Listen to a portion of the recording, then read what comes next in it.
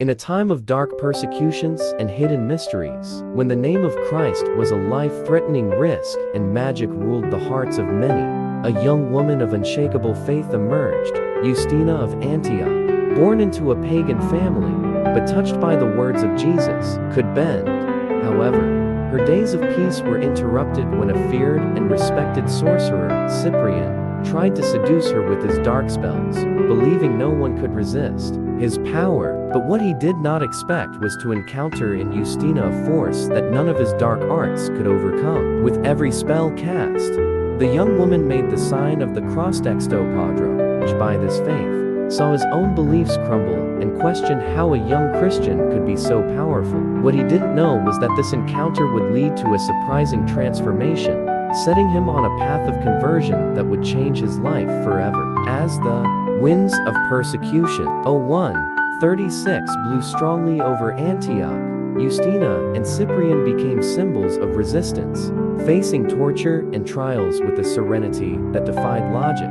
What would be the fate of these two unlikely allies? How would a young Christian and a repentant sorcerer face the power of an texto padro empire that sought to extinguish the flame of their faith? Prepare for a story of miracles, courage, and the battle against darkness, where faith is the most powerful weapon and redemption can arise from the most unexpected places.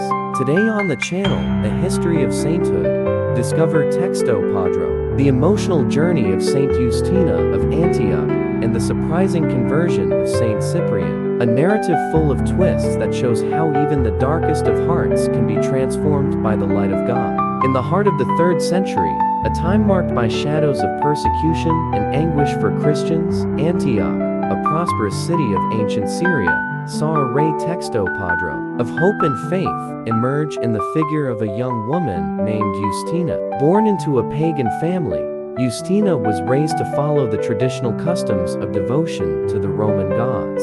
Her parents, Theodorus and Sidonia, respected these traditions and hoped their daughter would follow the same path. But one day, Texto Padro Justina heard a Christian preacher speak about the love of Christ. Those words penetrated her heart so deeply that she could no longer ignore them. She began to secretly attend Christian gatherings, where she found a peace she had never felt before. In time, she decided to receive baptism and vowed her life to God, consecrating herself as a virgin and dedicating herself to prayer. In another part of Antioch lived an influential and feared man, Cyprian. He was a powerful sorcerer, famous for his magical arts and occult rituals. Many sought him out for answers and to fulfill impossible desires, believing in his ability to summon spirits and manipulate texto padro, supernatural forces. When Cyprian heard of Justina, not only of her beauty, but also her unshakable faith, something inside him was stirred. At first, he wanted to conquer her as just another victory of his power. Cyprian used his dark arts to try to conquer Justina. In dark nights, he performed complex texto padro rituals, invoking demons and evil spirits to influence Justina's heart, awakening desires that would make her renounce her consecration. But for every trick cast by Cyprian, Justina responded with the simplicity of a prayer. In her room, kneeling, she prayed intensely, asking God to protect her from the attacks of evil. Texto Padro. In her prayer, she said, "Lord, my God, who has called me to be your servant, grant me the strength to resist all temptations, that evil may find no place in my heart, and that I may always remain faithful to your love." The demons summoned by Cyprian were unable to overcome the barrier of Justina's faith.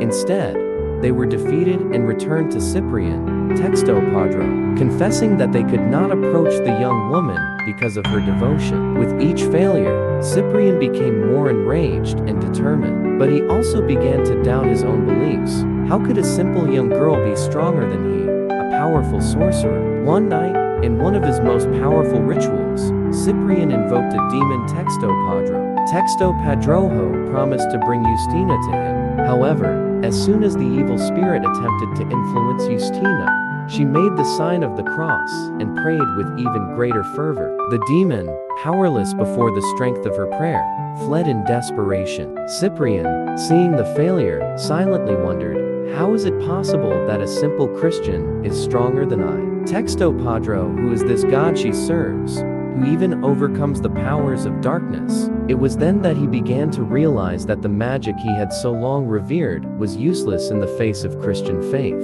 In a moment of despair and repentance, Cyprian sought out Justina, no longer as an adversary, but as a man searching for truth. He knelt before her. Texto Padro and asked, "Justina, teach me to know this God whom you serve. I want the same peace." Although the focus of Saint Justina's story is often her